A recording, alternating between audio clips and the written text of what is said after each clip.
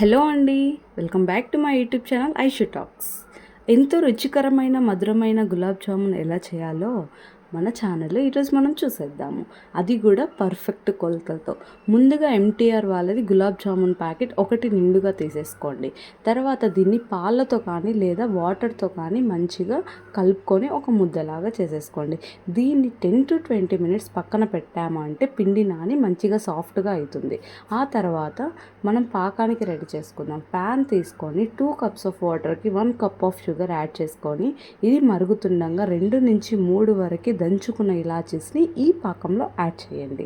ఆ నెక్స్ట్ వచ్చేసి మనము నానబెట్టిన పిండిని తీసుకొని బాల్స్ లాగా ట్విస్ట్ చేసేసి నెక్స్ట్ ఆయిల్లో ఫ్రై చేశాక ఇది గోల్డెన్ బ్రౌన్ వచ్చినాక దీంట్లో ఆయిల్లో నుంచి తీసేసి పాకంలో వేసేయండి.